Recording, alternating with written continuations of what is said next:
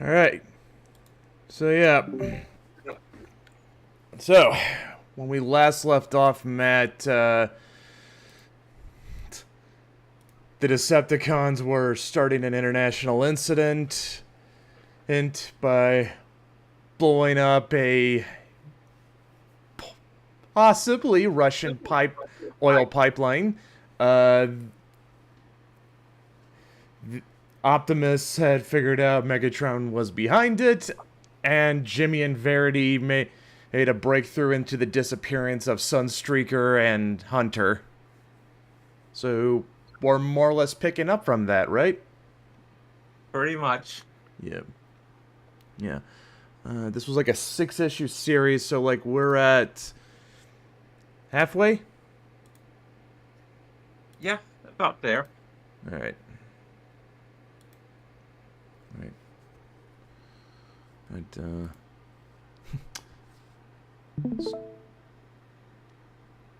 Alright. Alright, so Bosnia, the vaguely Eastern European guys are coming by. They are getting blasted. Getting blasted again by a tank. That is clearly Blitzwing.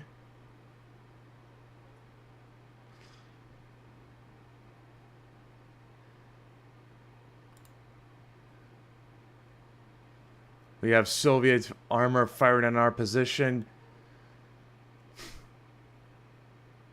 You know, at the time, I bet there were still a lot of former Soviet countries that still had military surplus from them. Oh, yeah, absolutely. Yeah. Alright, so, yeah, Blitzwing is... Oh, there's more than one tank. So Autobot right now. What was that? Well, that's what? Thought I heard someone say something. That was strange. Never mind. Anyway, the Autobots beam in. Beam in just like on Star Trek. We got Star Trek and Star Trek all in one. Okay. I think you might have lost me, like, with the Stargate. I'm joking. I'm joking.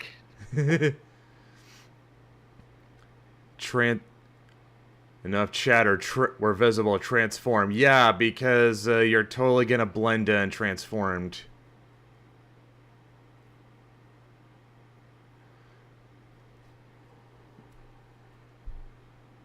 You get... well, they'll blend in better. So, Optimus plans to take on Megatron mano a mano like he always does.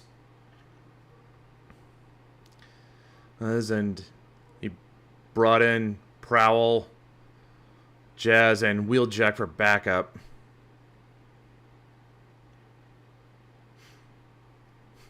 Now we figure out what happens to Optimus' trailer. Oh yeah, that.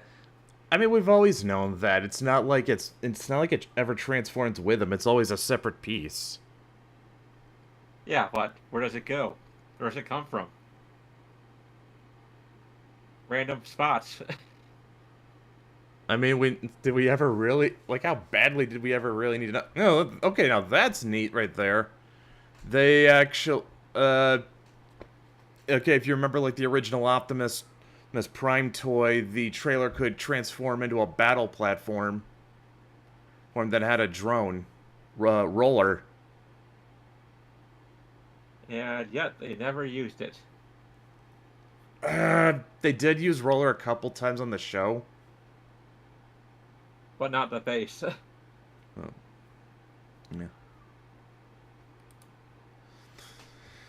Yeah. More warfare, more modern warfare. And, the cons know they're here now. Yep. And Blitzwing wants to take the shot, but Megatron tells him no because, well, Megatron's reserving that honor for himself.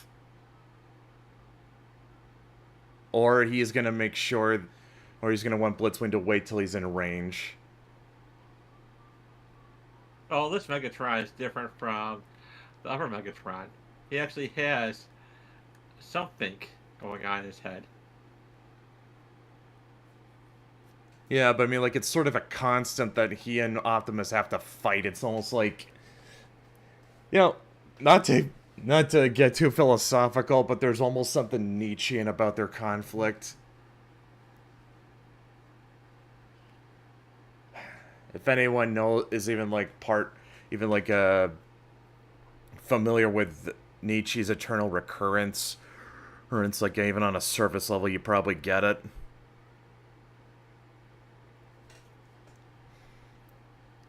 Sky Warp, but that looks more like Thundercracker.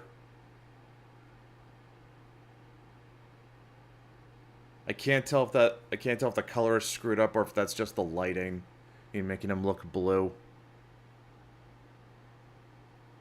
Well, there are times where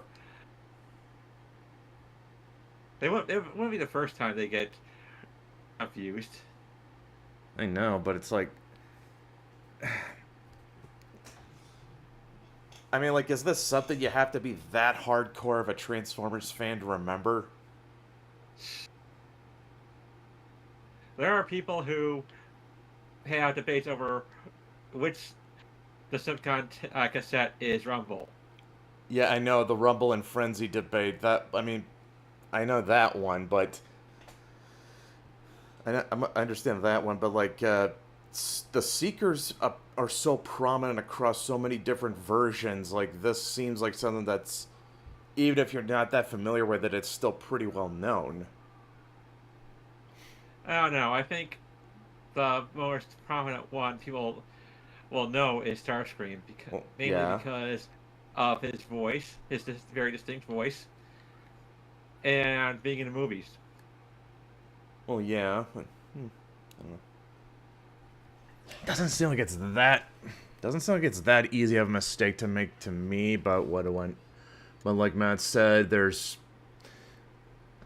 I mean, at least with Rumble and Frenzy, I get it because even official media has been fast and loose with that. I honestly don't be surprised by what a Transformers colorist will screw up. Okay. And the Arc 32 coming in, and well, I wonder who that arm belongs to. I wonder too. Couldn't it be someone from a movie? Yeah. I mean, I already gave it away. It's Hot Rod. I feel bad for Hot Rod in IDW comics. He seems to get the short stick. That's nothing compared to what they did to him in Earthspark. I haven't seen Earthspark, but they really did him dirty in the IDW ongoing series. In Earthspark, he teamed up with Liege Maximo. Well, the ongoing series had Hot Rod deciding to the hate of the war, call himself Optimus Prime, try to escape Earth with Decepticons, which he helped with building Menasorf, unwittingly, of course. Mm-hmm. And then, right as Ultra Magnus is coming in to arrest him, he steals Ultra Magnus' ship and flies away, threatening everyone on Earth. I don't know. Teaming up with one of the biggest villains in Transformers history has gotta be at least on that level.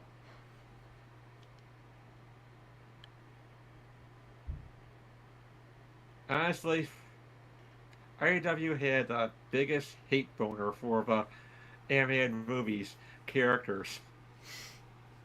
As long as they're not written by Simon Furman, because he seems to have a soft spot for Ultra Magnus as well.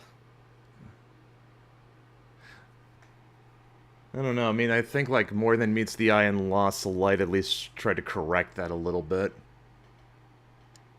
Yeah, and then they did the whole What If comic where it was what if Optimus Prime survived and they killed off just about all of the animated movie characters in less pleasant ways.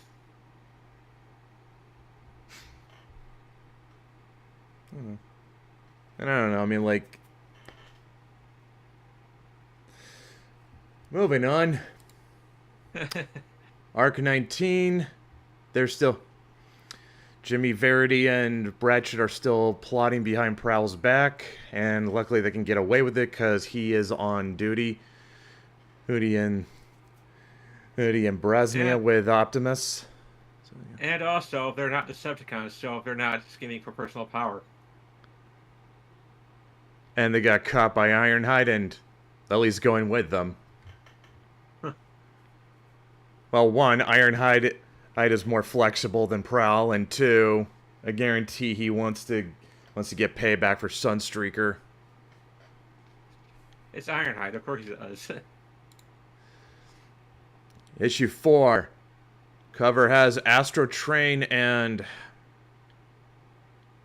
Help me, who is he? Astro Train... Not Astro Train, the Autobot, because my gut wants to say that's Hound, but it doesn't quite look like Hound, and I don't know too many any Autobots that can Hardhead. Oh, Hardhead. Yeah, Furman also makes a pun of it in a future story. Why am I not surprised?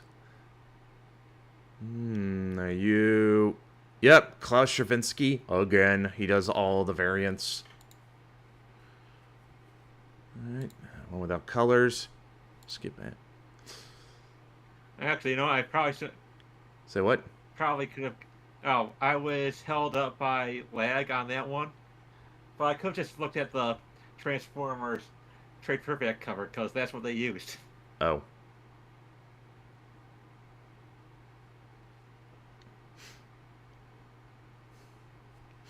Okay, well, we open up and Hunter's on what looks like an operating table. Clearly, he's not getting his... He's not having any kind of useful operation on him. I mean, he's been kidnapped by a shadowy cabal that wants to steal Transformers technology, so... Yeah, I think we can probably guess where this is going.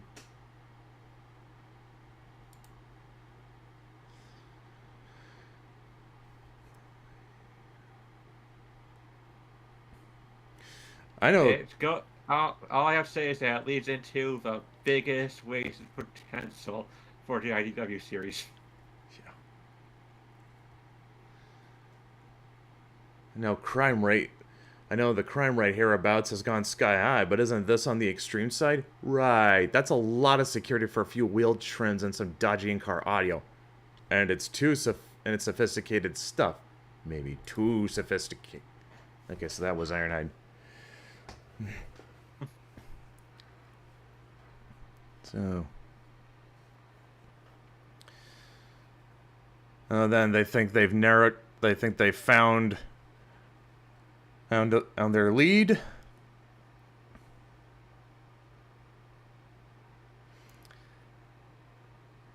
And this is probably uncharacteristic of Ironhide because he's advising caution. Well, he's also supposed to be a veteran, so I figure he's probably also that's the experience in him tampering his gung-ho attitude. Yeah, I know he's not as trigger happy as, say, Cliff Jumper, but... You know, he's just backing down... Like, Ironhide's just not the type who backs down from a fight. Yeah. Yeah. And, of course, they got Ratchet on standby as well. Well, I found a rear loading bay. Hey, I mean, like, yeah, you usually want to go in a back door if you can find it.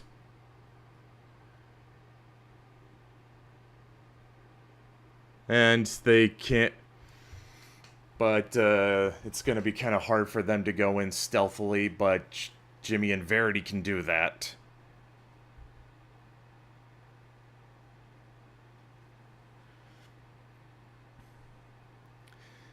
Verity makes a fairly good argument, and we know it's a good argument because Ironhide actually has to think about it.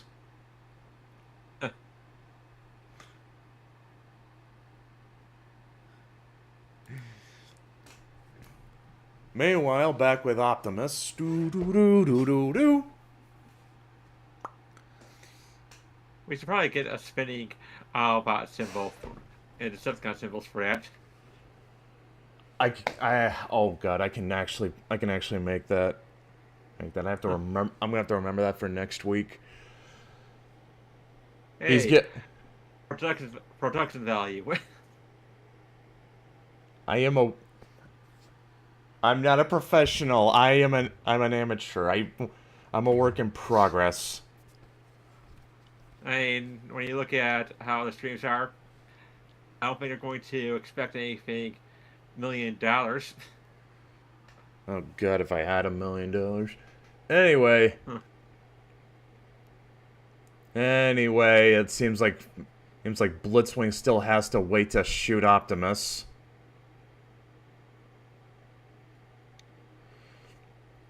Yes. And luckily for Optimus, Blitzwing is on thin ice with Megatron. Otherwise, he probably would take a shot. Oh god, I forgot that. Alright, okay, so they've already got the facsimile figured out. They're looking for him and Megatron. Doing everything to keep a low profile. I don't know how you keep a low profile with those alt modes in the middle of a war zone, though. But well, there is a snow, and they're white. Well, mostly white, except for Optimus Prime. Yeah.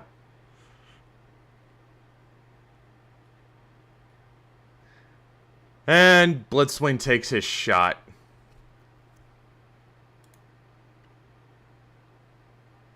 Or not. No, or no. No, the battle platform took... The battle platform and roller got him. Wow. He saw it coming. He saw it coming.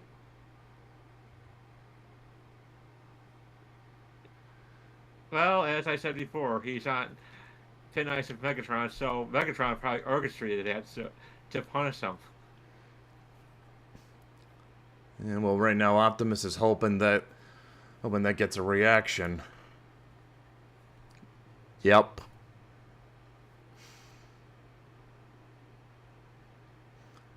And the Autobots found him. Huh.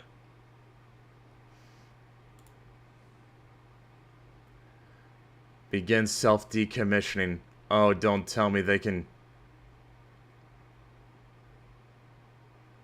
Don't tell me they can... They explode or something. Well, in comes Skywarp. In comes Skywarp and Astro Train. They're fighting. It's more. Yeah. It's more like a type of word that YouTube heavily frowns upon.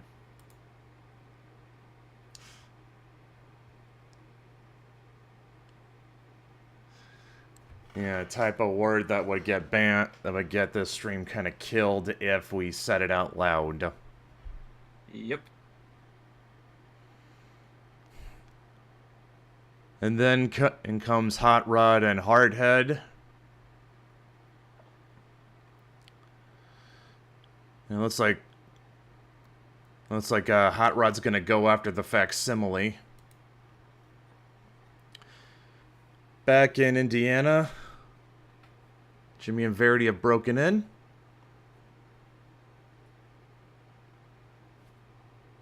So they're trying to look for Ultralight 50, which is the alloy that the decoy was made of.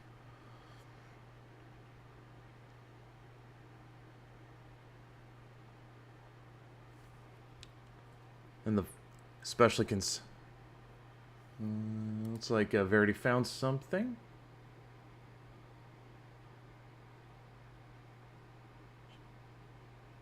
She found what might look like a fake door.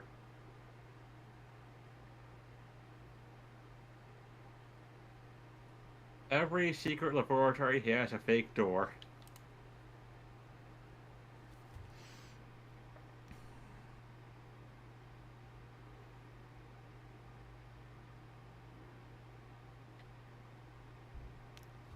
And it wasn't on Ironhide's virtual floor plan, which meant it was shielded with more of Ironhide's too sophisticated technology.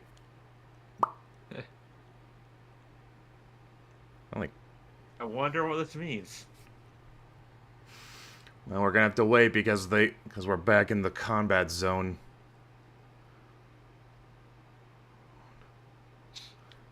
Man, this would be. I wonder how jarring this would get if it was animated, because you typically do not want to jump between locations too quickly.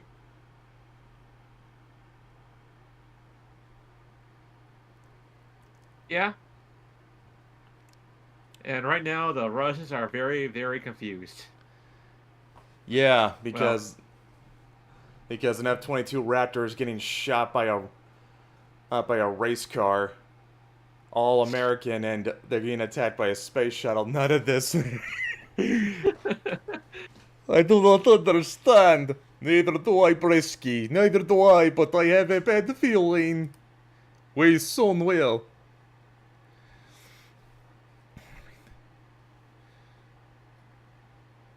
I'm pretty certain some of them were wetting their pants.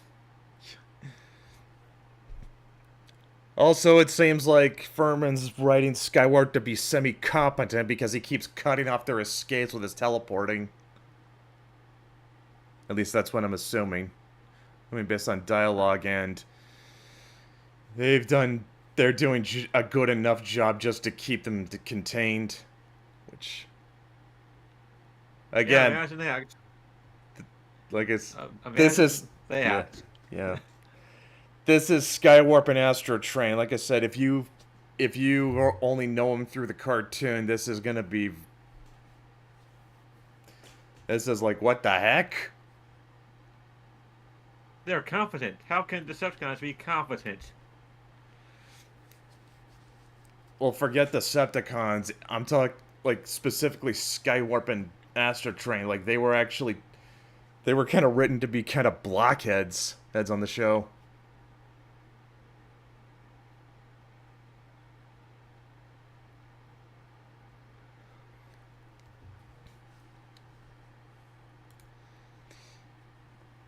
And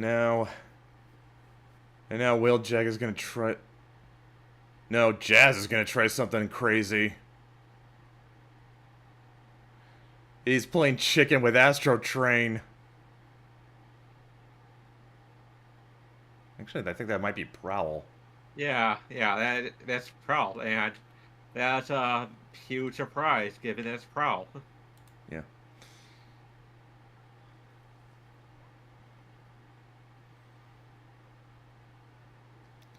And it looks like Hardhead and Hot Rod are about to get into the fight, because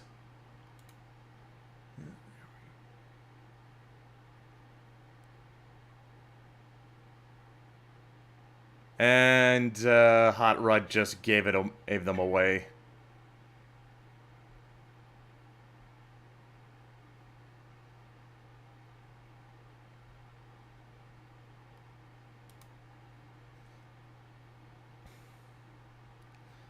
As long as he's not getting Optimus Prime killed, it's A-okay. I feel like blowing their cover's like a step or two below that.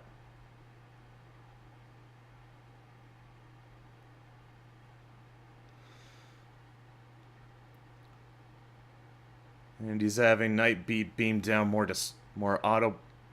No, wait, no. Oh, no. Megatron's transforming, and yeah, it's one-on-one with Optimus. Let's finish this once and for all! Of course, we all know it's not going to be once and for all. It'll be until the next time. Like I said, Nietzsche's eternal recurrence. All of this has happened before and will happen again the exact same way.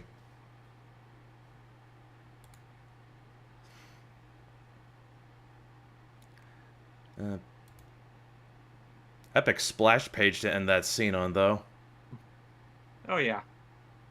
Well, it's Optimus Prime versus Megatron. Of course they're going to have to do that. Have one. Yep. Back in Indiana. They found the underground chop shop.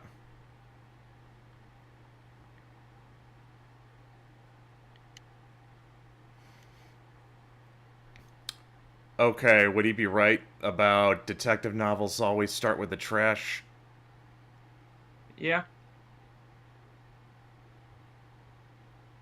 Really?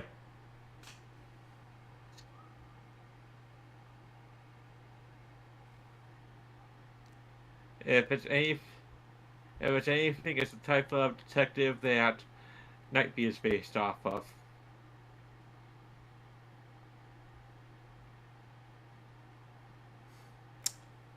It wouldn't happen.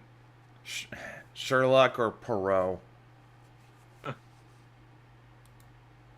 I'm wrong on both counts, huh? Well, talking about a private eye kind of detective. Oh. Marlowe. Yep. And Nightbeat is more or less based off of Marlowe. Finds a business card with the Machination's logo on it. Also, there's a nice little Easter egg in that first panel. You don't see that little folder with the word Dakara on it. Yeah, the company that gave Transformers the majority of their first wave designs. Yeah, the original manufacturers of the toys. With the exception of the ones that could not be in the cartoon because they would be advertising competition.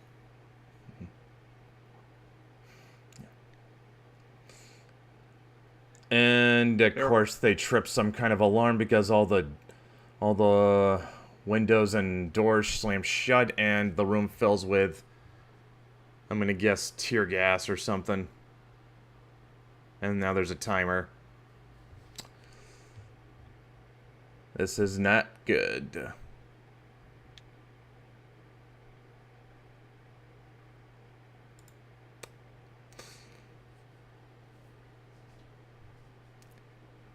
It is not often you see Megatron rip Optimus's guts out. But from the looks of it, Optimus might have ripped his cannon off. Yeah. The Simon Furman battles between the two were always extremely brutal. Yeah, and it's in kind of a way where if you stopped and thought about if they were flesh and blood, it would be extremely gory. Oh yeah. But because they're robots, nobody cares. Main reason why Cobra, a terrorist organization, is able to field robot troops. Yeah. Been liking Klaus Stravinsky's covers so far, but I don't know. This one's not really doing it for me. It seems kind of basic compared to the others. Yeah.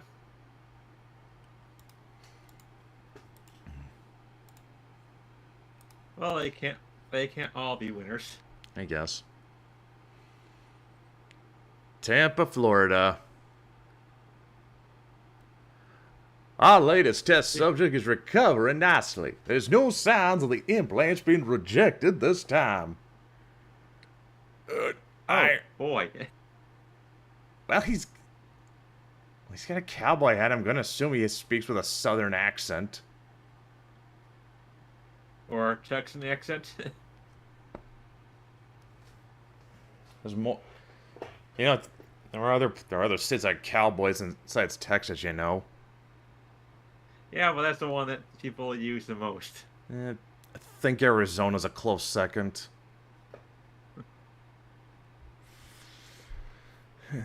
Good. I am anxious to proceed to a full test transformation. My patience is nearly exhausted.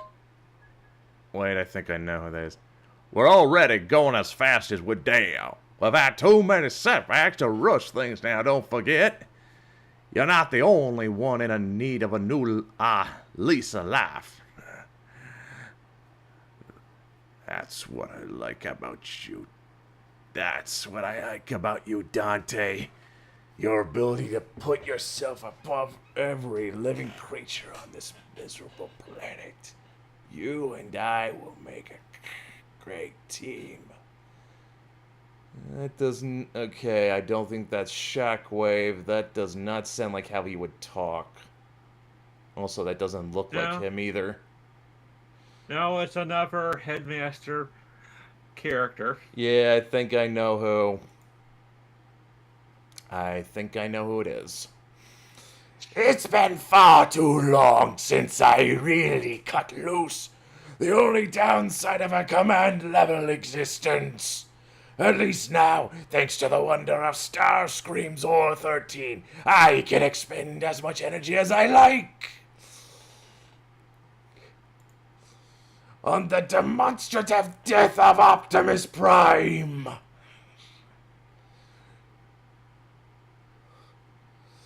Well, it seems to me, Megatron, all that power's gone to your head.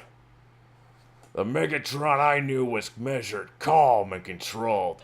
Not some raging braggart seemingly hell-bent on exposing our presence on this world. Still, having laid down the rules of engagement quite so emphatically, I feel compelled to respond in kind. Rats, Optimus Prime. This Megatron you claim you know is the Pretender, and my true aspect is now only being revealed to you. As for witnesses, trust me, there will be none. You always did know what to say. to bring out the best in me. Holy shit, he took out his cannon.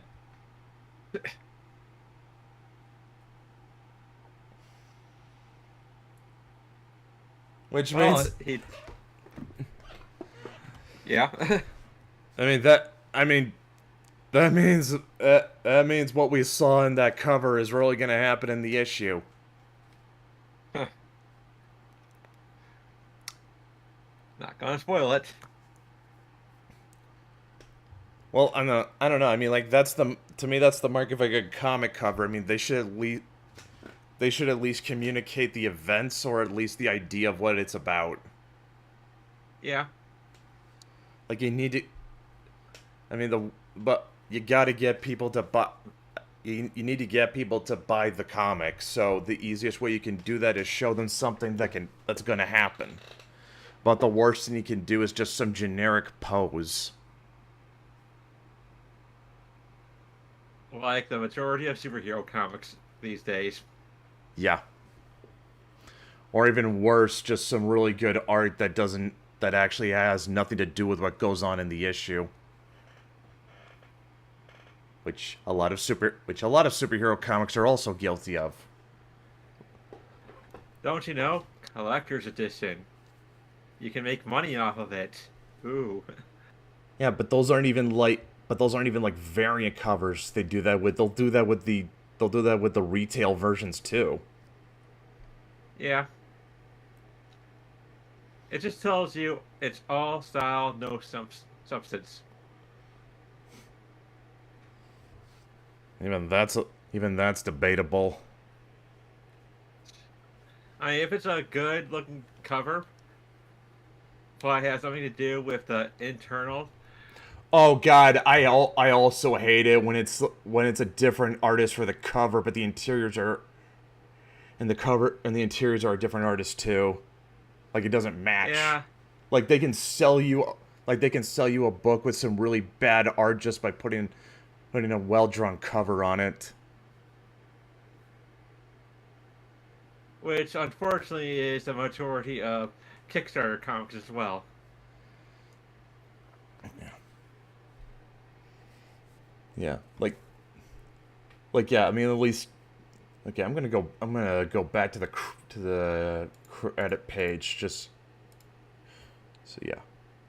Cover by E.J. Sue, art by E.J. Sue. Yeah. Like I said, I may not think E.J. Sue's the best Transformers artist, but you know what? At least there's a consistency. Yeah. Like, he does the cover, he does the interiors. At least, and from what I can tell so far, this cover is doing a pretty good job advertising what's going to happen in this issue.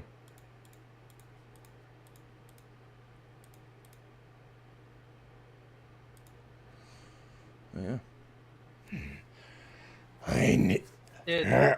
Yes.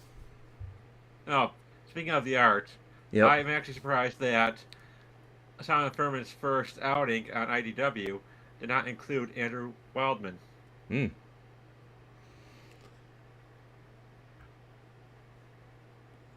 I wonder why they started out with E.J. Sue. Probably an IDW artist that needed work and could draw Transformers. Yeah. I know, actually, if anything, like I said, I know I was lukewarm on what he did in Infiltration, but it actually looks like he got better between Infiltration and Escalation. And that's the mark of a good artist, if they've improved. Yeah. Unlike Jim... yeah.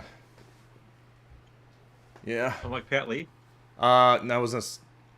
Well, yes, I'd agree with that. I'm just wondering, like, what would you say about Jim Lee? Because, like, he can still draw, but it's like... You can tell he phones it in these days. Well, I think these days he's more tired of being involved with the actual creation of comics. I do think that he's still interested in drawing. It's just that commercially, it's not something he wants to do.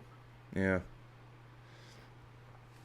Then you got Todd McFarlane, who doesn't even draw anymore. He just designs toys. Which, hey, they're good toys. Yeah.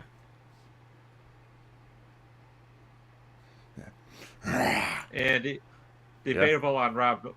Also debatable on Rob Liefeld. I need no weapons to kill you, Prime. Bare hands will suffice. Fine. I swear I have seen this happen before somewhere else.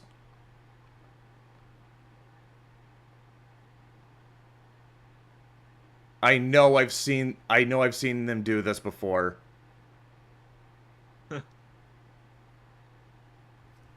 I just can't remember. I'll crush you with my bare hands. Oh, no, I mean like the way he's just winding up for the way Optimus is winding up and then just smacks Megatron. I swear I've seen him do this somewhere else. God, was it in the movie? Yeah. I think so.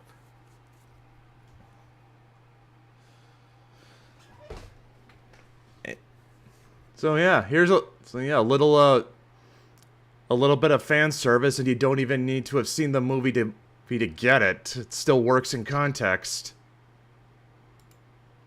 And actually, you know what? Thinking about it now, it probably served to also advertise the remaster edition of the Transformers movie comic book. Now, was that being printed at the time? I think so. I remember Don Figueroa was on the artwork for it. Yeah. Still, though, I think. You know, well, yeah. You get your thing out. Oh, you know it's gonna look good. Yeah. Oh, I don't doubt it. Sadly, though, I doubt it could have competed with the hype the live action movie was getting. Yeah. But the remaster of the Transformers movie comic wasn't something for the new movie fans. Alright, Skywarp teleports in. And it seems like Wheeljack and Jazz got wise to it. And it also helps that he doesn't have Astro trained on backup. Because Hardhead took him out.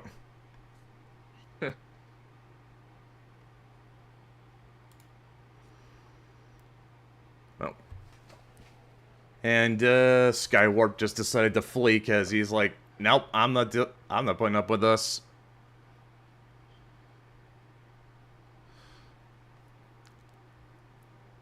When you fear for your life outweighs the fear of Megatron's wrath. Yeah. And Prowl's still trying to catch the facsimile with Hot Rod. Well, no, actually, no. He's annoyed that Hot Rod got involved because he might have.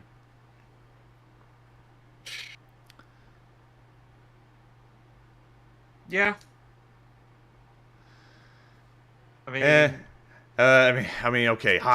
Okay, yeah. Well, Hot Rod just jumped in, not knowing the full picture, because that's of course he does that. Hot Rod's always leap before looking. Yeah. But this is bad because the facsimile is heading towards Russian troops, and there's a pretty good chance they will shoot him.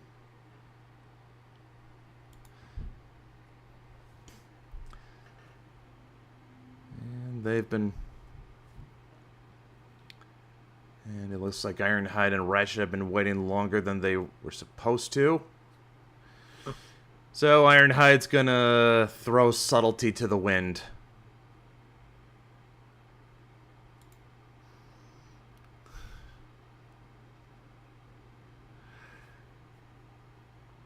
Yeah. Yep, just gonna plow right through.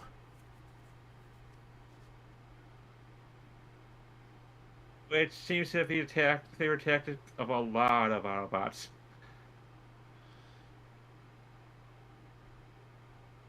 Huh. The holograms can phase right through solid matter.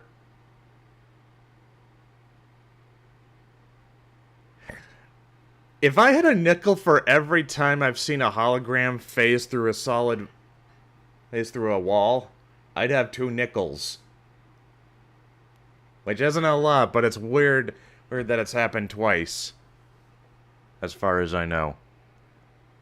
Well, the only reason why they didn't do it for Star Trek Voyager was because of budget.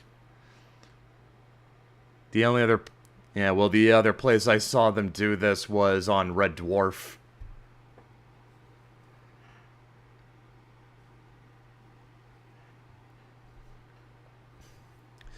But yeah, does it count if an actual person phases through a holographic building? Good question. Anyway, Ironhide's found Jimmy and Verity unconscious. And it looks like that countdown timer may or may not be a bomb. Huh.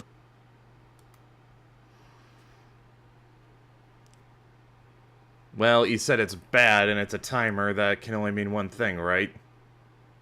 Oh yeah, absolutely. It's a bomb. Megatron and Optimus are still fighting. Once Prime, you and I were almost equals. I respected the sheer power at your disposal, your skills as a tactician and leader. But that was then, another time, another place. This is a whole new world! No, Megatron, don't start singing. The balance of power has shifted irrevocably.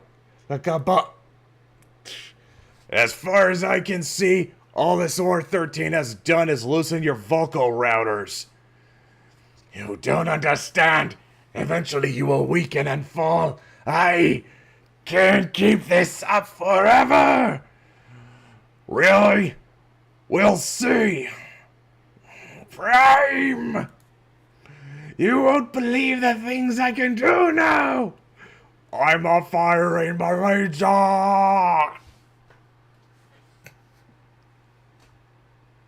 Simon Perman indulging in some memory. Oh, God. If any Zoomers are watching, there's no way they're going to remember that one. Nope. You and I have a lot of history, Prime, so I'll do you the honor of making this quick.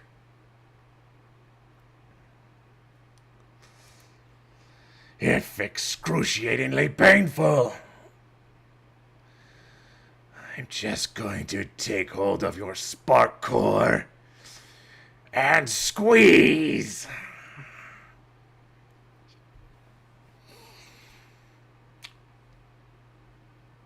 So, how does this compare to the fight from the first movie?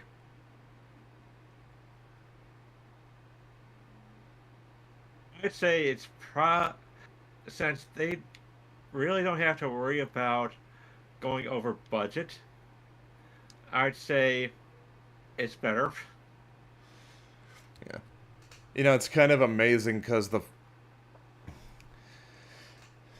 you would have thought with a PG-13 rating, like, the live-action movie would be a bit more hardcore than it was.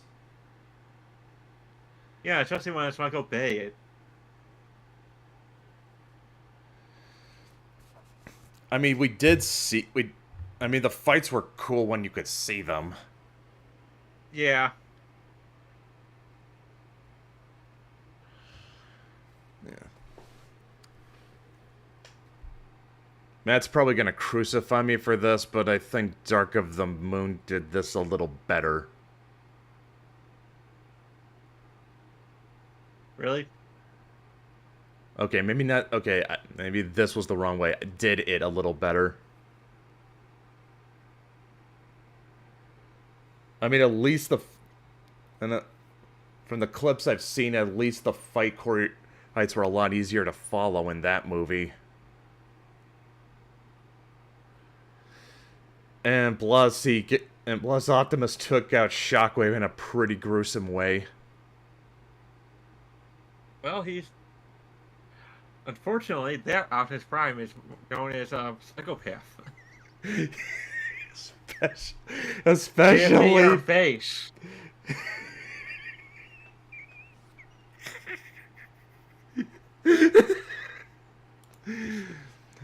As much as I hate to admit it, I think you're right. Our little facsimile has himself a death wish. What about 34 Brosnia? Death to the invaders!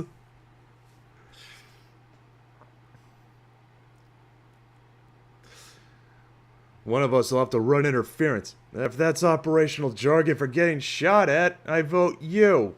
Yeah, thanks.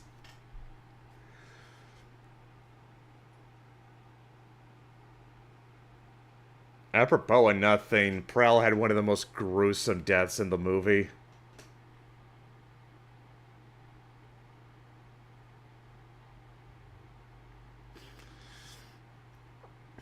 What are you waiting for? This man is unknown and dangerous terrorist! Fire at will!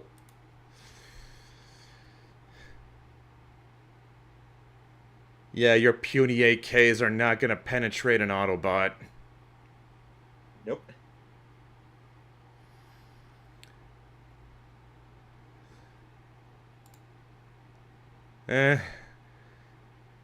And Prowl's gonna intimidate them into fleeing. And it looks like Hot Rod didn't screw up this time. Never underestimate Hot Rod's ability to screw up.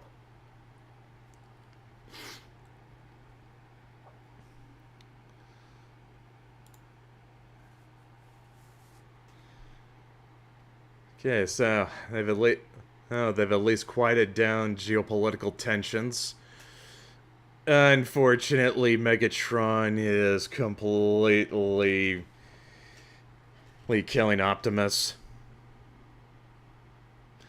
This is how I like it. Despite the long-range weaponry at my disposal, I prefer things up close. They say the moment of another's passing holds the secrets of life itself. Oh, yeah. Roller's still in the fight.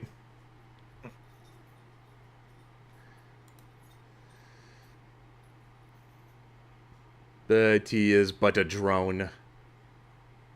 So, it's pretty easy to take him out. And now, Prime? Pity. Given all that quasi-mystical nonsense you Primes routinely spout, I'd expected something more enlightening.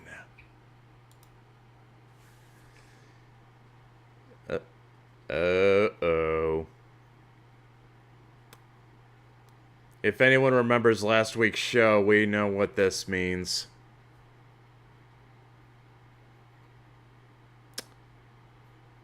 This would be the dig site where these guys found Shockwave. Yep. And now some shady government agents are coming in, and it looks like they're...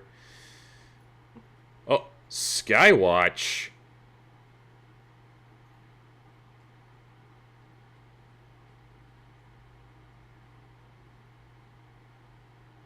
Ah, and they're not just excavating Shockwave, they're excavating the Dinobots too.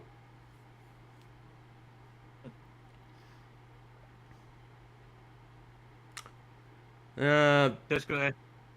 Of course, this means there's gonna be a major battle when they wake up.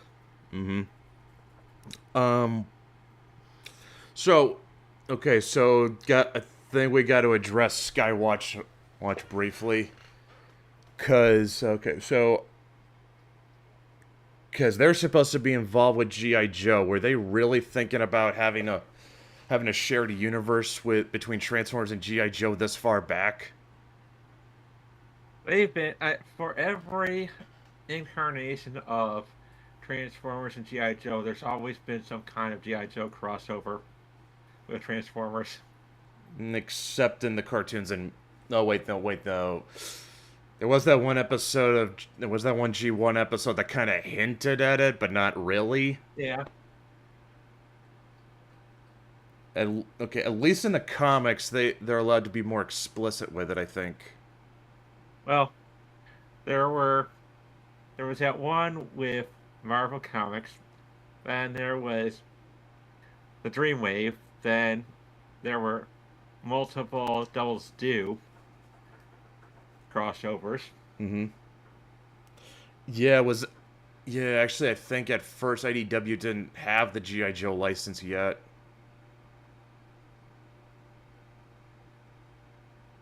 I think they were just setting it up so that there's a possibility for a crossover later on. I could be wrong, but yeah, I think there might have been. But yeah, like eventually they did sort of get around to it. Because there'd be issues where you'd see there'd be issues where Transformers and Joes would regularly work together. At least as far as IDW was concerned, like, hell, there was, at a certain point in the comics life, Skywarp became one of the Joes.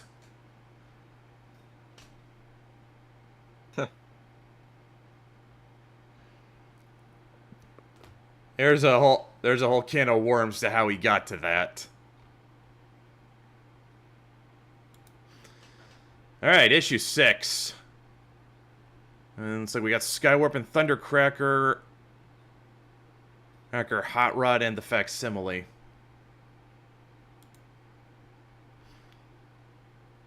Okay. That's at least... That one's actually pretty scary, at least. Because I can tell that's Hunter. Yep.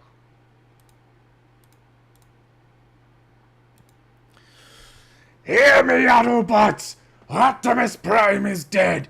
The final victory in this long and bitter struggle belongs to Megatron! Kneel before me or share his fate!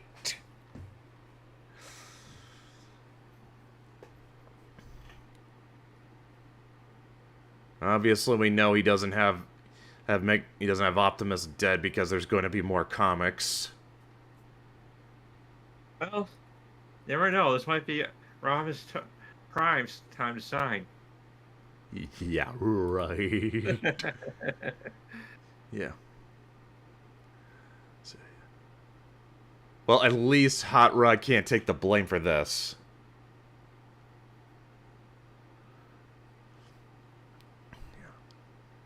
So yeah, Autobots gonna hit the berserk button and go after Megatron. Like they have a chance though.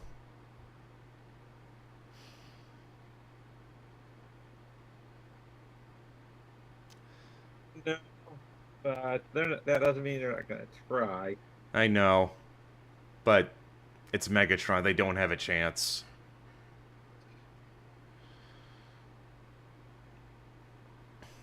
Especially when he's powered up on Ore 13. And of course, Hot Rod wants to go in, guns blazing.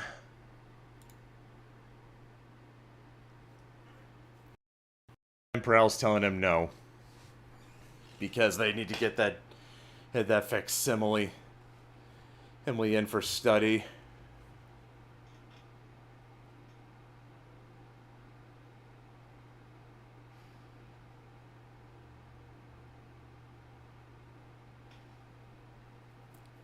I may not outrank you, Hunter. What the heck? I have a hard time believing that.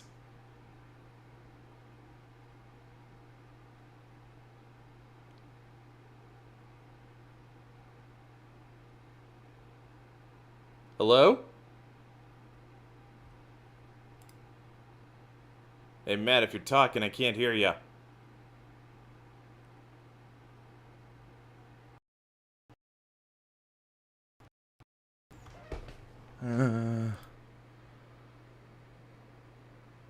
Hold up, guys. I'm gonna check my headphones.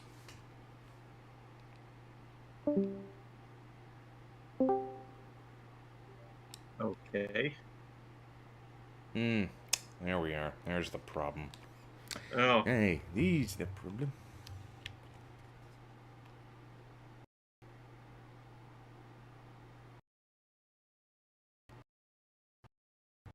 You Right. could. Hold up. It was the headphones. Yeah, battery's getting a little low. Just need to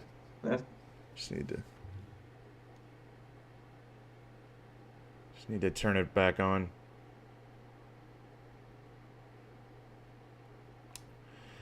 Okay, looks like we'll have to put up, there's probably going to be a bit of an echo on my end, guys, but that'll probably go away after the battery charges. That shouldn't take long.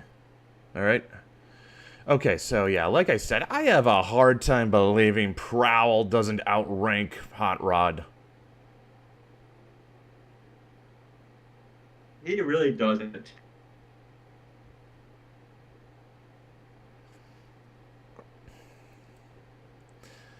Just something about... He says, I may not outrank you. Okay. Okay, like what they got... Does this... I'm gonna assume that implies equal rank, because there's no... Because I cannot imagine any Transformers universe where Hot Rod outranks Prowl. I think it's because Hot Rod isn't in Prowl's chain of command. I don't know.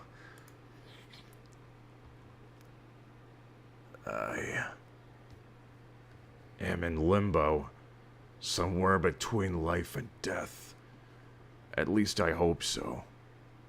Never tried this before, not at such a distance, not under combat conditions, and not with so much at stake. So the theory goes, I exist in transitional infraspace. While my consciousness downloads into secondary buffers in my trailer section, and I am not alone. A presence, hauntingly familiar, and yet utterly alien, pushes into the same space, bringing with it a tangible and numbing dread. At first it seems barely aware of me.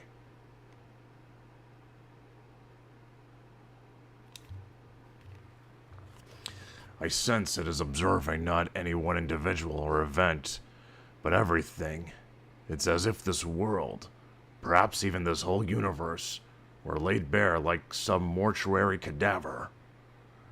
Then I am noticed. That unspeakable, unquantifiable terror grips me. The necrophager's gaze falls on me. It knows me. Prime. And I know it. Oh.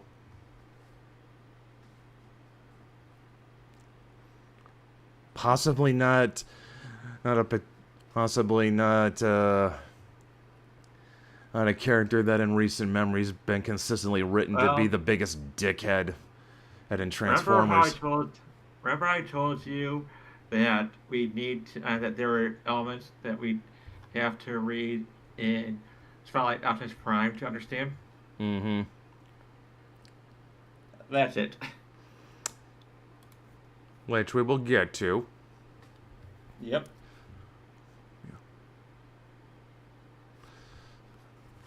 Ratchet, are you on set? Yes, I finally got a solid fix on your position. Good. So get cutting. Underway. And Ratchet. Hurry. Yeah, right. And to make matters worse, we have local law enforcement inbound.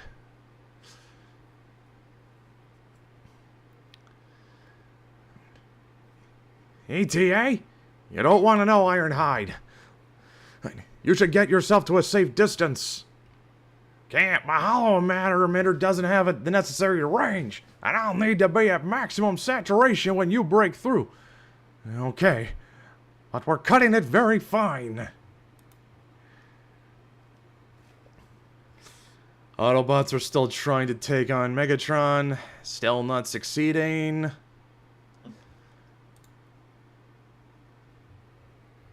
Megatron's firing his laser again.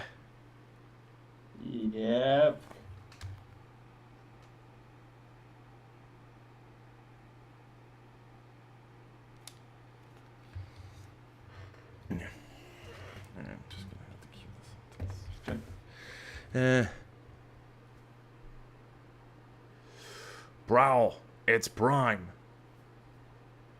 And yeah, as you guys can no doubt tell, Prime's not dead yet.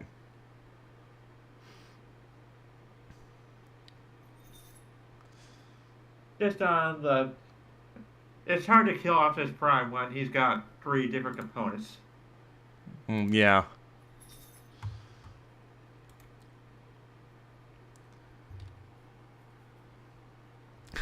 And Nightbeat's actually surprised that Hot Rod's listening to Prowl.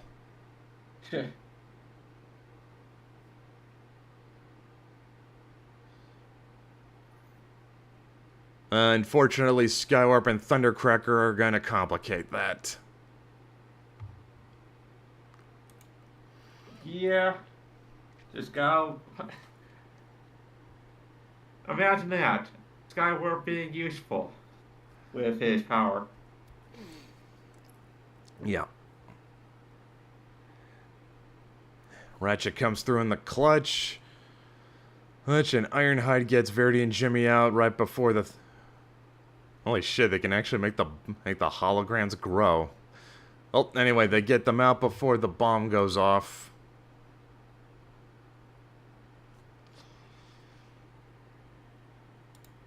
And all we can hope is that Verity and Jimmy at least got something useful. And... They fight, and they fight, and they fight, and they fight, and they fight, and they fight. They can't kill Megatron because he's overpowered on R13.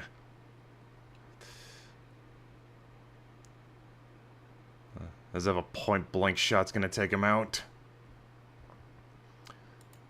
No, but they're gonna try still. Despite how overpowered Megatron is because of the new power-up. Yep. Nightbeat manages to get Hot Rod out of the fight. And Megatron is pissed. Oh. What is happening to me? Unfortunately, Megatron, the power you have harvested comes at a price. Skywarp, get me out of here! You got it, boss. Too bad, though. I was hoping for a head count.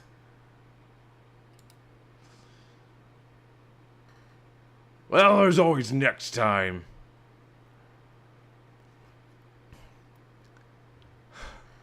They just barely pulled through, but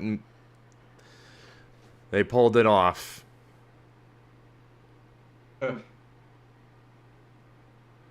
As it turns out, it was much more terrifying this time than an infiltration.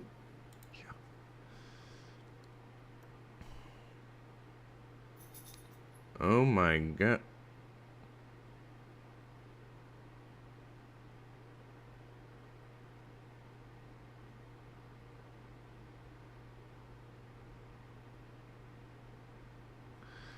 It looks like they got Ironhide. Yeah, I wouldn't count on that. Sticking. What do I do now? This is such a mess. Sunstreaker, Ironhide, who's next? And still, we have no idea who's behind all this. I mean, we the readers do, but they don't.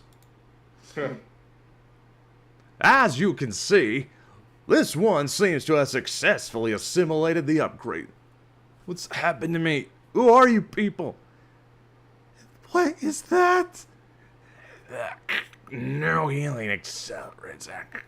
Exceeded expectations. Begin mass production. What do you want with me? You nothing. You've served your purpose. Oh, I suppose with the right reconditioning, you could still play a part in the Machination's new world order. You know, the funny thing is, they only just mass-produced a narcissist.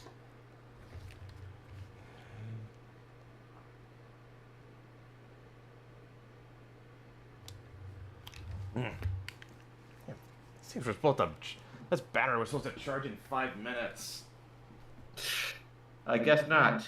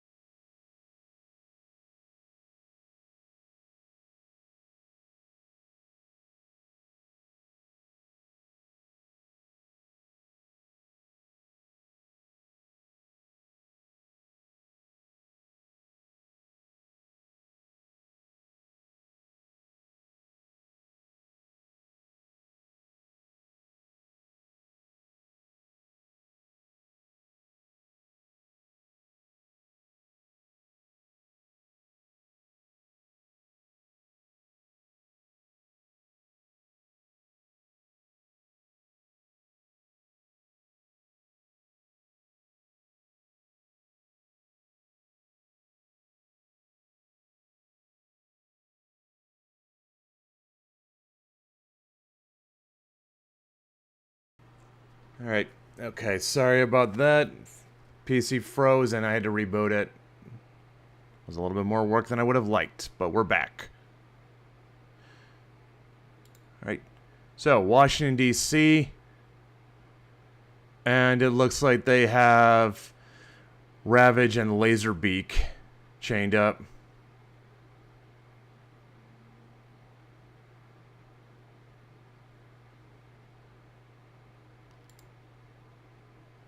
Nothing to say, Matt? Well, just that they chained up Soundwave's pets. Are we gonna have to read Spotlight's Soundwave to figure this out? I think so, but We'll make that maybe next week's show. yeah, Furman just kind of snuck everything into spotlights. Back in Oregon, Megatron is recovered and he is angry. And he's called in SIXSHOT.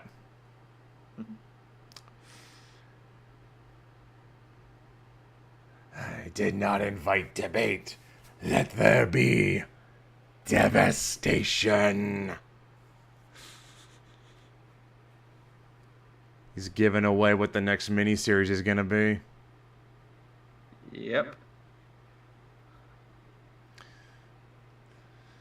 So, see Spotlight SIXSHOT, which we're going to be talking about. To be continued in Transformers Devastation.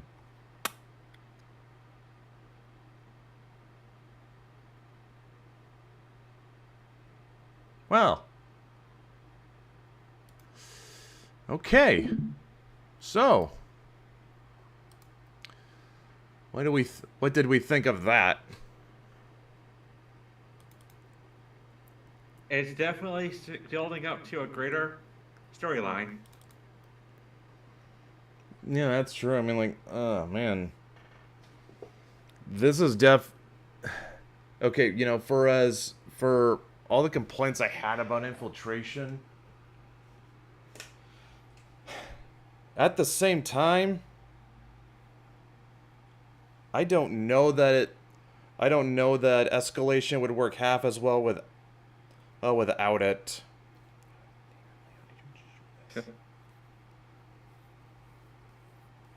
Because you almost sort of need that slow burn up just to set everything up. Yeah. Like, you cannot pick this. You can't pick up escalation and just read it out of context.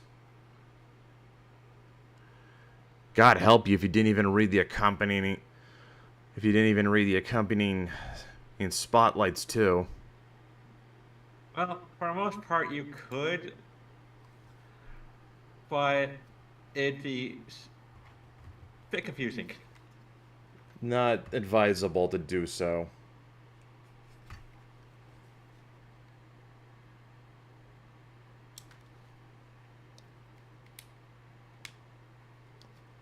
It would not be advisable, is what you're saying. Pretty much. Alright, so,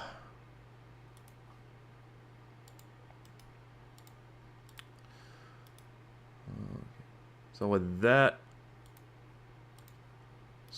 in mind, we now move on to the two spotlight issues. First, we will do Optimus Prime, and then we'll do SIXSHOT.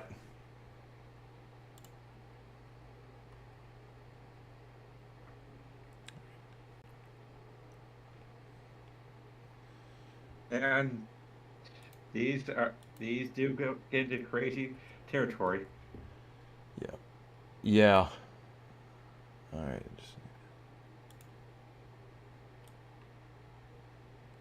I'm just opening it up right now. Just give me a second to pull it up. All right.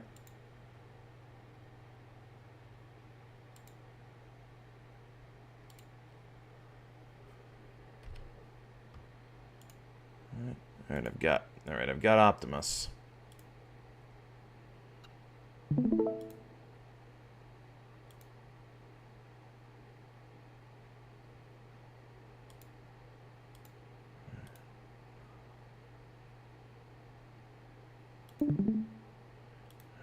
just need to get this thing to... here we go. So, it's just Optimus Prime with a spotlight posed and his back turned. Oh, I didn't mean to do that. Okay. Yeah, Don Figueroa, which is good, but you know, Okay, do you think just the pose cover, the spotlight issues, are where they can get away with just poses? Yeah. It's basically just telling you what the character's about. Okay, yeah. Yeah. Yeah, if it was something like Escalation, yeah, I'd complain more, but, you know, considering this is just focusing on Optimus, I can excuse it. Plus, it's Don Figueroa, so, yeah. Visible wounds have healed, but some scars run deeper.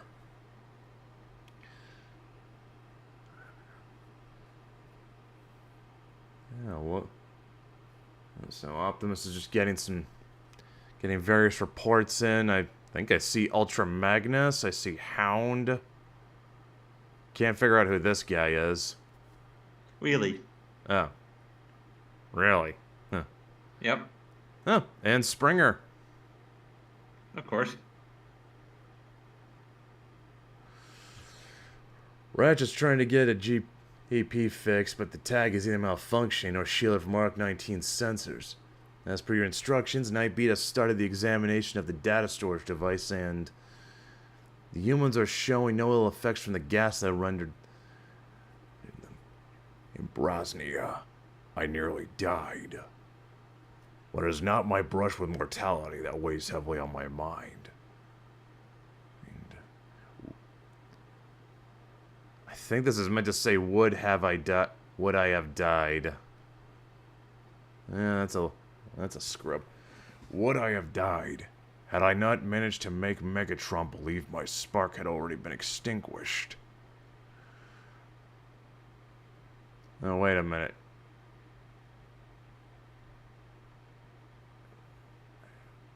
Oh, now I read this out of order. I nearly died, would have died, blah. It is not my brush with mortality weighs heavy on my mind. It is what I sensed beyond. In mid-download in the virtual nothingness we call infraspace, I sensed a presence.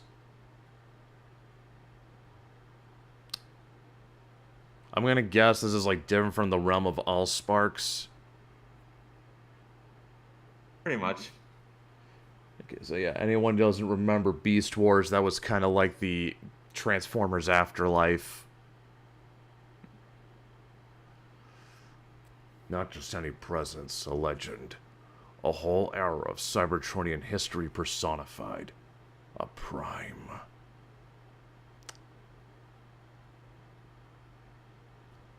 We Primes represent the entire Cybertronian race, standing inviolate, incorruptible, a figurehead. We encapsulate an ideal, an archetype, a single-minded commitment to safeguard life and liberty throughout the universe. You can probably... Anyone who's familiar with the IDW universe can already figure out who these two are. I know Matt does. Yeah. But scratch the surface, and we are just metal and hydraulics.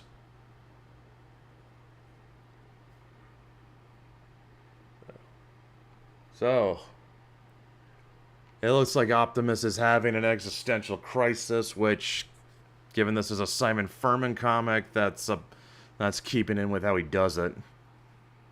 Yeah.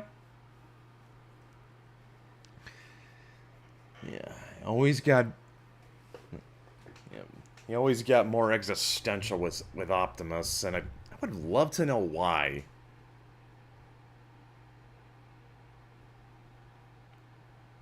Like pressures of leadership. I mean, yeah, there's that, but it's like this whole comic is basically Optimus having an existential crisis, isn't it? Somewhat. It's also him going to seek the truth. Yeah.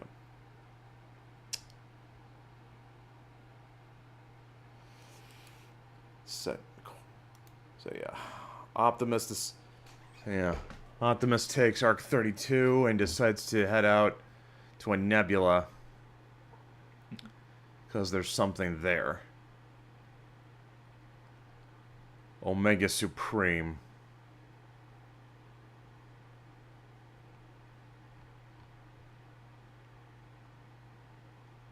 So it's someone. Yeah. And it looks like he's gonna have company, and don't think these are. I'm not sure these are Decepticons. They are. Really? Yeah, they're just a group of Decepticons that aren't usually seen in the comics. Yeah. Speak. I barely know where to begin. I suppose I need to know the truth about the first arc and Nova Prime. Why? I'm gonna guess Omega Supreme in the comics doesn't have that robotic manner of speech he does in the cartoon. No. He's more of an ancient transformer who knows things.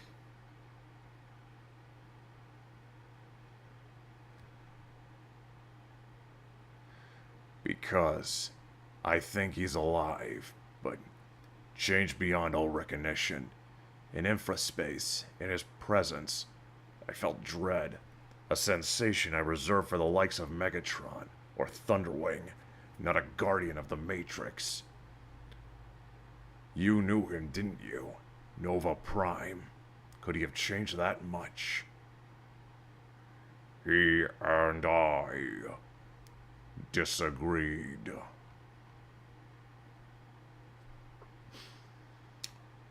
And do we need to unpack Nova Prime, or will this pretty much explain everything? Pretty much, it'll explain everything. Up until that point. Yeah. On the evolutionary pace of the Cybertronian race, where I championed restraint and isolation, a slow inner growth through intellectual contemplation, Nova wanted expansion, to push out to the distant stars and even influence the course of cosmic events. Nova was forever seeking, forever testing the limits of science and faith. He had a certain moral ambiguity when it came to the Cybertronian ideal. He believed that we were above other forms of life, and that the universe should be molded somewhat in our image. The Ark wasn't about trade and exploration at all, was it? It was part of this expansion.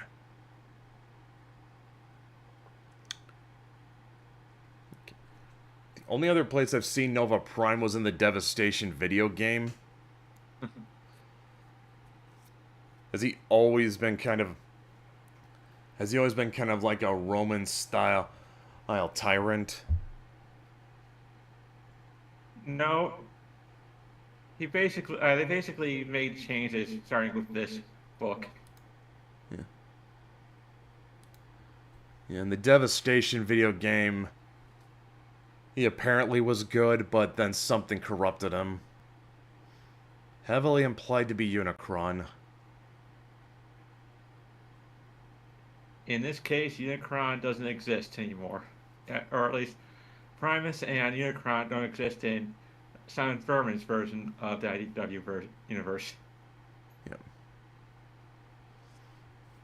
Yeah, well, they'll bring him in. They'll bring him in eventually anyway through some rather unconventional means. Which is annoying because Furman was trying to make something unique rather than a copy and paste.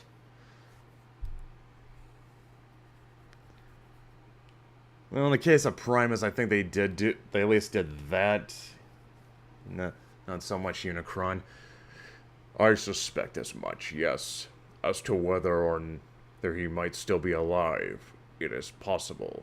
The ultimate fate of the Ark and its crew has never been determined. What? And, they're about to have some intruders. Yep.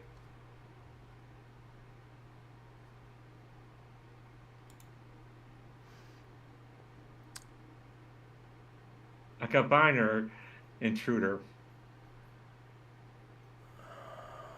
Is this the Terracons? No. The monster... They were a group of pretenders that were also a combiner. I feel like I've seen a video on these guys, but I can't place it.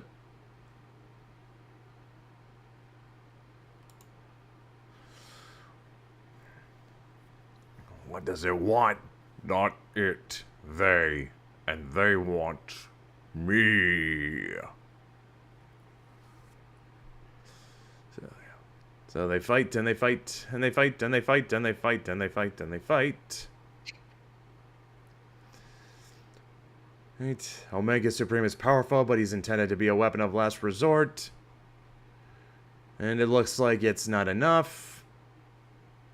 Oh, Monstructor. Yep. Monstructor crush. You sure it's not the Terracons? Because they were sort of because they were Decepticons with like monster alt modes. There was another group called the Monstercons. I think you're thinking of the monster bots, and I'm pretty sure they were Autobots. No, there are Monstercons too.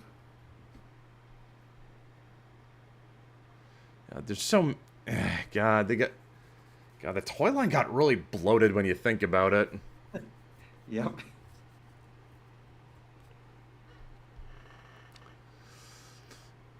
So, Optimus decides to get involved. But unfortunately, Optimus is no match for a freaking combiner.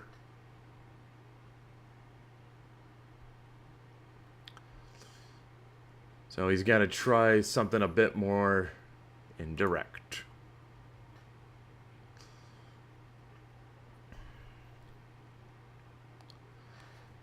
And even that's not really working as well as he thought. All he can hope is he doesn't make things worse. Good luck in a Simon Furman book. It looks like things did get pretty worse. Because now Omega Supreme and Optimus are chasing him out into space. Omega! I function. Restorative subsystems are stabilizing my condition. We must prepare. There isn't much time. First answers. Later. Now. Oh, they were made by G-Axis. Yep. That's a Furman original. Yep. Yeah, he's a at least in this version, he's a Decepticon scientist. His original was, I think, like a warlord. And his name was a pun. Basically, it's because Marvel only gave them 12 issues for Generation 2. Yep. Yeah, you guys picking up on it? G-Axis.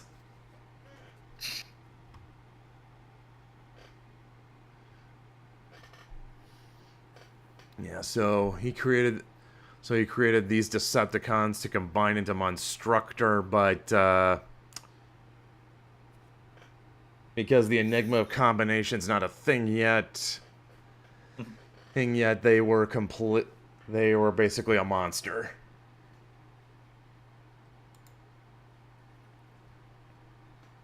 Oh, and it seems like G-Axis went with Nova Prime. Nova Prime and another Decepticon that is very familiar.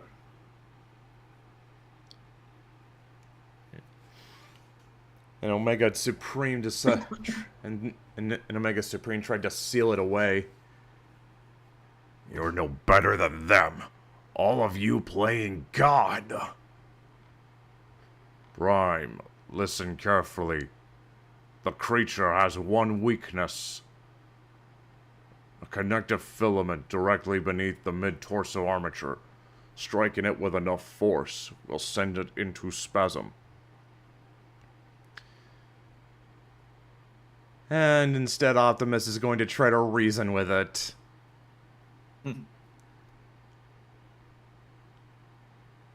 When has that ever worked?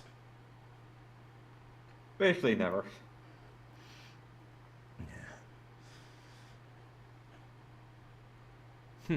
I do kind of like how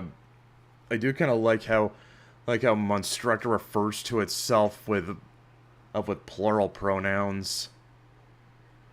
Sounds like, because it actually sort of makes sense with a combiner.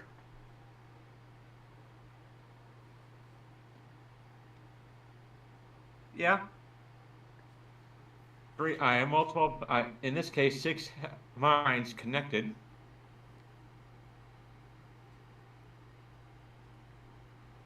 Okay. I know Devastator's basically waiting around the corner, so I have to wonder how they managed to succeed with him where G-Axis failed with Monstructor.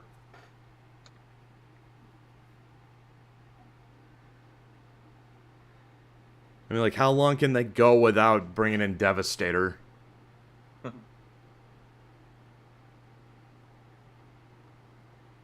Oh, surprisingly, quite a while. Well, I tried.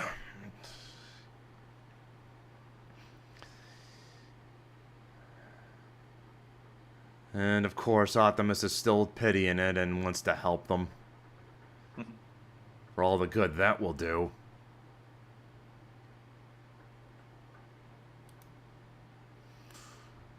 You're risking everything, Prime.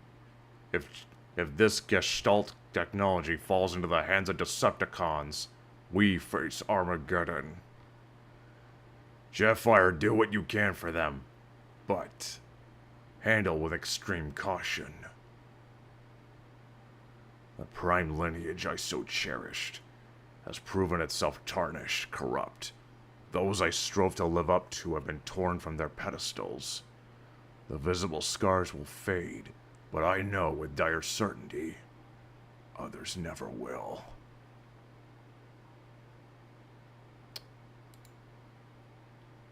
Well, I checked it out, and Devastator doesn't show up until All Hail Megatron issue 2. Anyway, so, Spotlight Optimus Prime.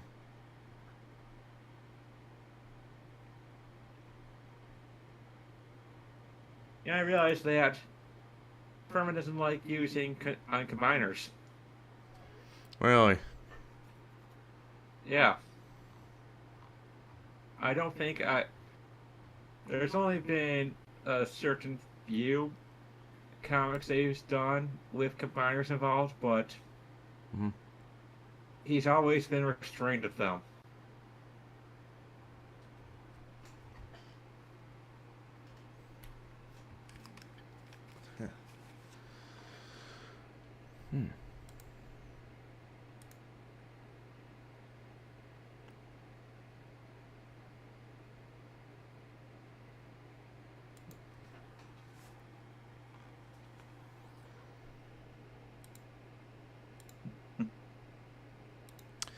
So, okay, other than that, and I think I should have asked this earlier. I think we can, but I think we can save that for like the end of the show. Like as far as like, would you put Spotlight Optimus Prime as a must-own? Yeah. It's a good Optimus Prime comic. It's got the classic writing Simon Furman has for the character. And it ties in heavily to the rest of the story. Okay.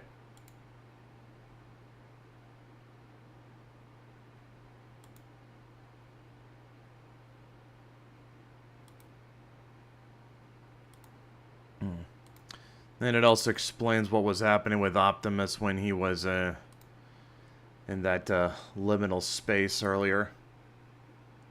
Yep.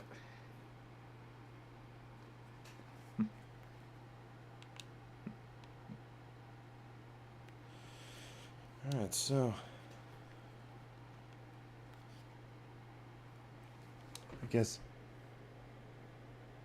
I guess with that we'll move on from Spotlight Optimus Prime to Spotlight SIXSHOT.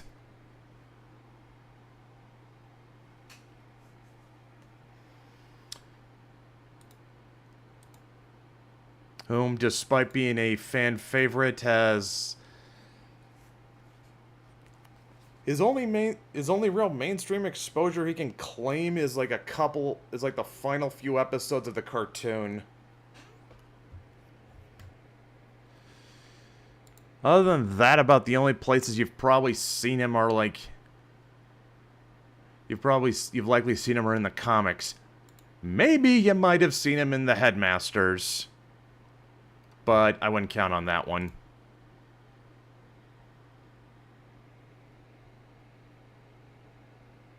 No, and he's more. If there's any kind of comparison with known Transformers. Yeah. I think SIXSHOT was more like Armada Starscream. Okay, yeah. You should. Can you explain that a little bit? Basically, the character was a Decepticon with a code of honor. So he was always at odds with his. Internally, he was at odds with his faction of choice. Mm-hmm.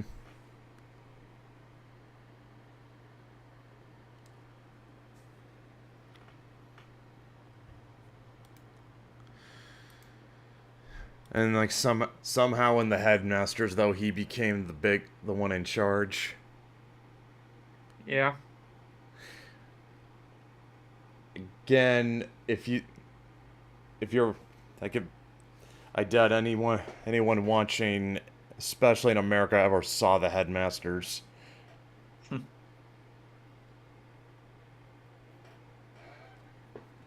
Well, they did do DVD releases for the Japanese shows over here. Yeah, but like as far as Transformers media goes, it's a pretty deep cut. Yep. And SIXSHOT is also a very unique Transformer because while triple changers have been a thing for a while, he had 6 different alt modes.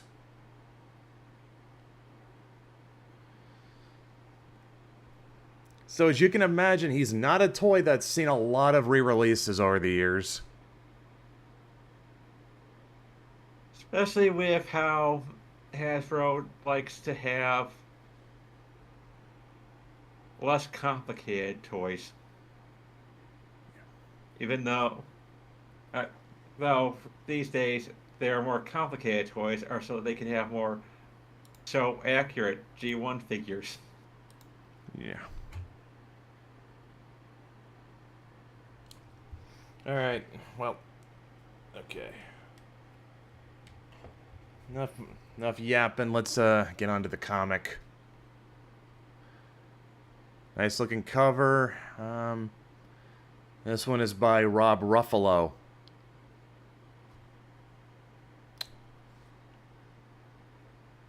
Any familiarity with him, or is he like an IDW talent? I think he's an IDW talent.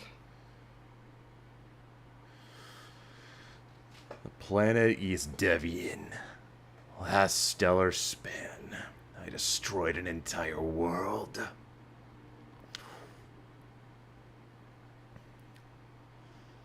I saw.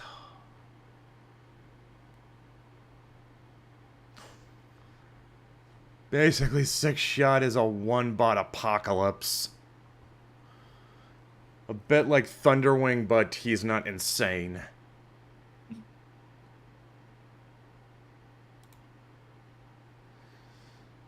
The stellar span's been quiet. I hate the quiet. I'm SIXSHOT. I was made to destroy, control carnage, and detach devastation define my existence. When I'm stood down and active, time crawls. My fellow Decepticons avoid me, shun me. I scare them, almost as much as I do the Autobots. He's the Decepticon version of Conquest. Yeah.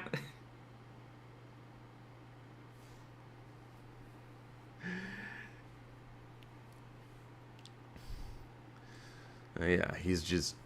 So, yeah, he's just musing about how he's got nothing to do, he's bored. And he's not even staring into an abyss, cause I am the abyss.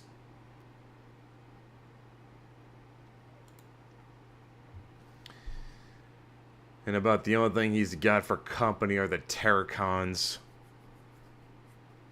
Okay, these guys are different. Different from These are different from the ones we had in the Optimus Prime spotlight. Yeah, because those were different characters. I know. Yeah, but yeah, like, yeah, they did, but yeah, like, these guys were, like, their toys, like, had monster alt modes, right? Yeah. Yeah, that's what I thought. That's what I thought, yeah. So, yeah. Thing is, the Terracons, they kind of worship SIXSHOT.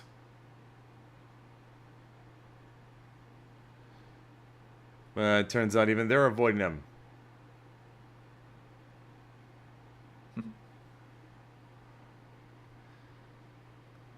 They're hiding out on Mumu Obscura.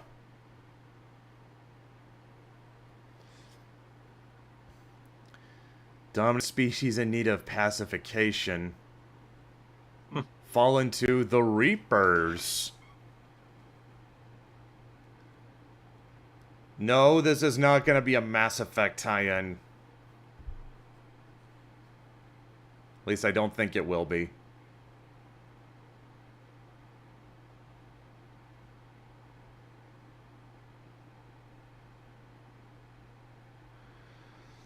Now, SIXSHOT goes out to...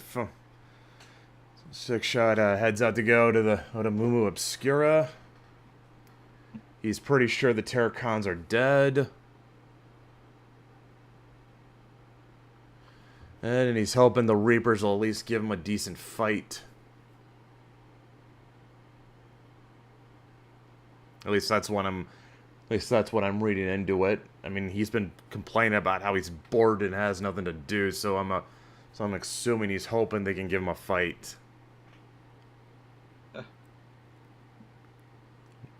Well, or are you reading something different into that? It's that. Yeah. Alright. So, yeah. You got hidden defenses. Blast, blast, blast. Oops. I did not mean to do that.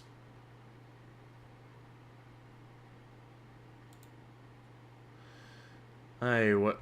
Oh boy, I fucked up. I fucked up here. Give me a sec. Have me a sec, guys.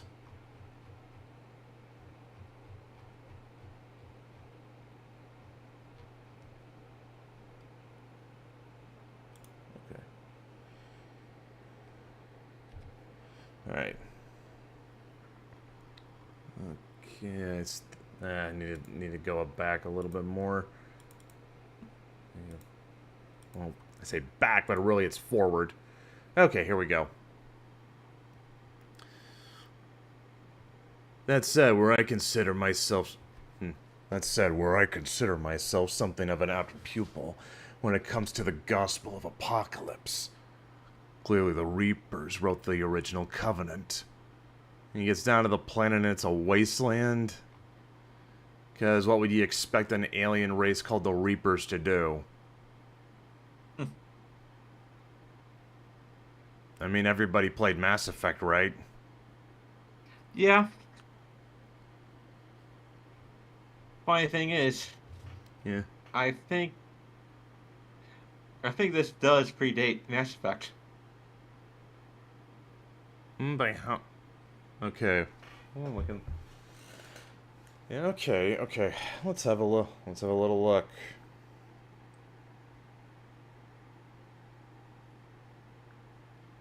All right. When was Mass Effect published?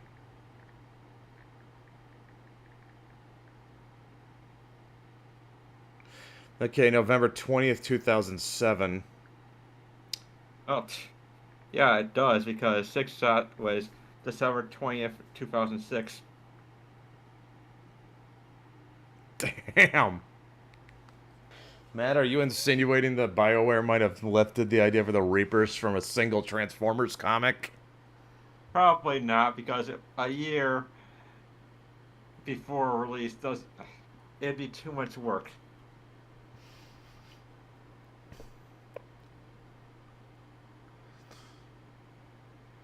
And I'm guessing these are the Reapers. Yep. I recognize others I don't. But their unified purpose and intent is clear. They exist to ravage, to destroy, like me. It's what they were built to do. At long last we meet. Welcome, SIXSHOT, to our world.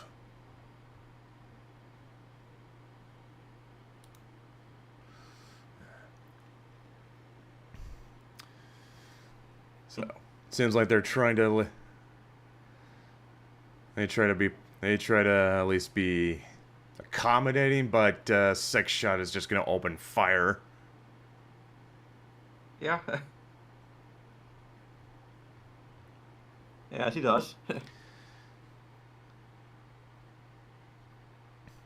Jellyfish one can create a force field,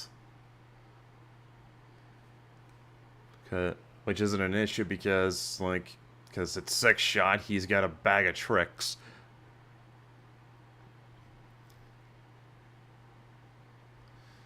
Deathbringer. I just know Simon Furman came up with that.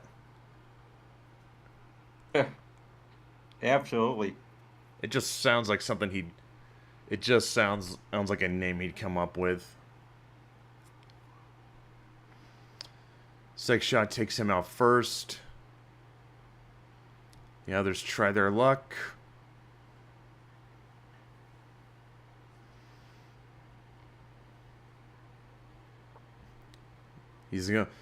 SIXSHOT's not gonna try anything too fancy, just get straight to the point and take him out. They're fast and furious.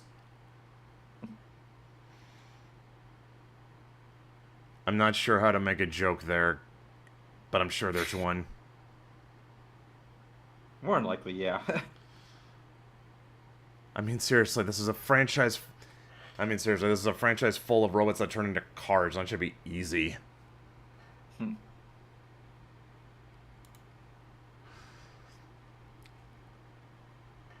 Reapers are giving it their all, but they are kind of outclassed. Or actually, no. They're toying with SIXSHOT. Testing him.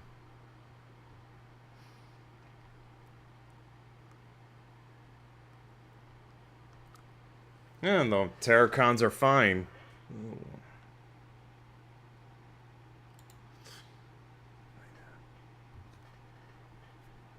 And we can just go on our merry way, no hard feelings. Is that it? Come on. What do you want? You.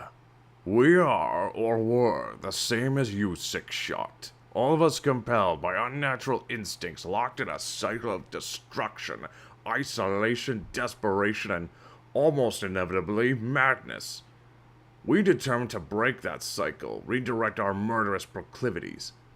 And now, instead of waging war, we seek to end it forever. And this is how you go about it, eh? I gotta tell you, this grand plan of yours, whatever it is, still has a few, rough edges. You do not understand. How can you when all you see is what others tell you to see? What have we done?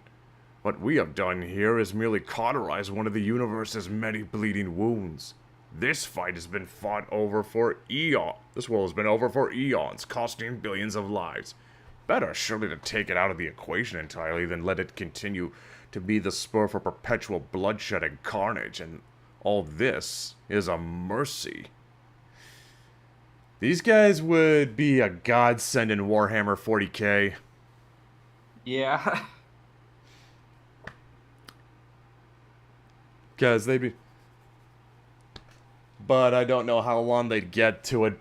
I don't know how far they would get before Korn decided to interfere, though, because he kind of wants that blood to keep flowing.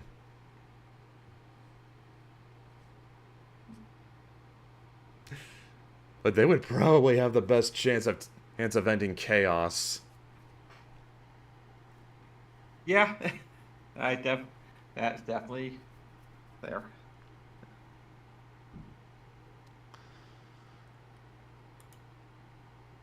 Join us, SIXSHOT. We offer you a cause, a focus. We offer you a home. All you have to do is prove you have truly cast off the shackles of your previous life. And eradicate these 5. Oh, us? No, you wouldn't. SIXSHOT, come on, we have a bond. We don't need these misfits. You already got us misfits. Yeah, right. SIXSHOT.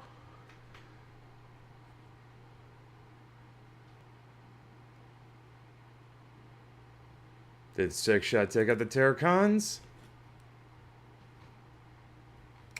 No. Nope. He did not. He's still a Decepticon now.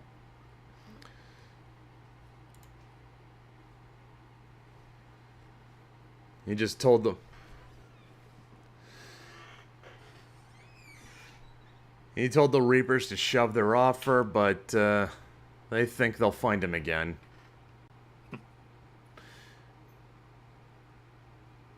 But I'm pretty sure we're never going to see them again.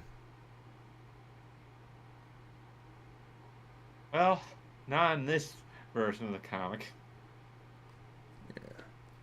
Mostly because I'm certain that after Simon Furman got squeezed out, pretty much everything he set up got forgotten too. Or retconned out.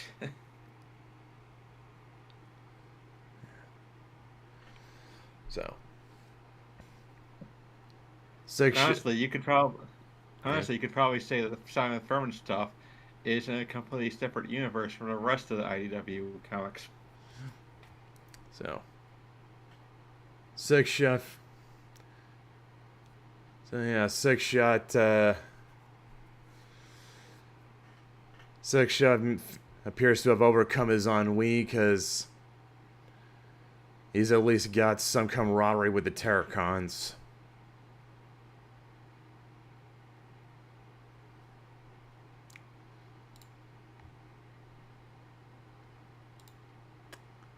Well,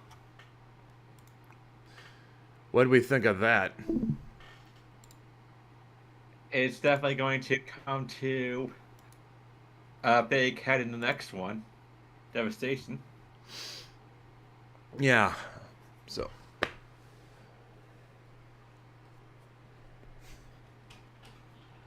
Would this be kind of a must-own if you're invested in the universe, or only if you're a SIXSHOT fan?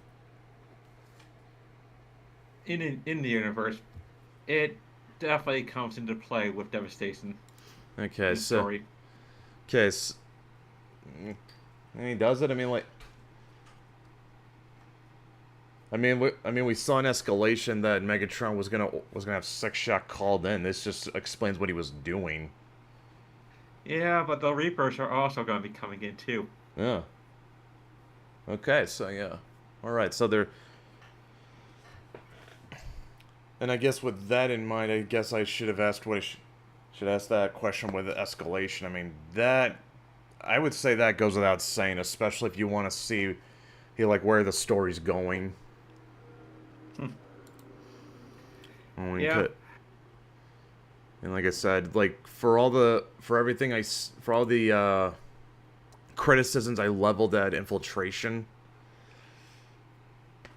I don't think Escalation would work half as good as it does without it.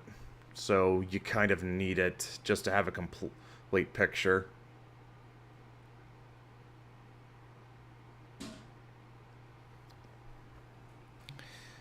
And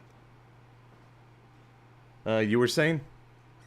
Oh, I'm trying to think about where the spotlight for Cup comes into play, because I think that might have been one of those storylines that was dropped by AEW. Oh, well, we can figure that out. But yeah. And, you know, like I said, even though I was kind of mixed on EJ Sue's art in the art and infiltration, I did at least see some improvement in escalation, and I'm expecting more of the same with Devastation. Yeah. Unfortunately, that's going to be... Devastation's going to be the last mainline Transformers title EJ Sue would work on. Yeah, who's taking over after that?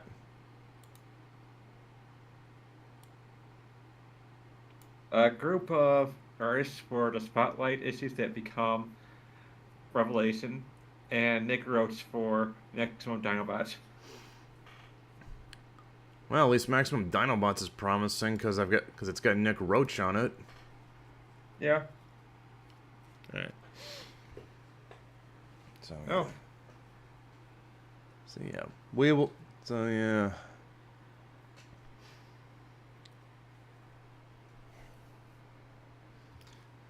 Actually, you want to know what's kind of nice about the whole about whether or not a particular comic is a must own.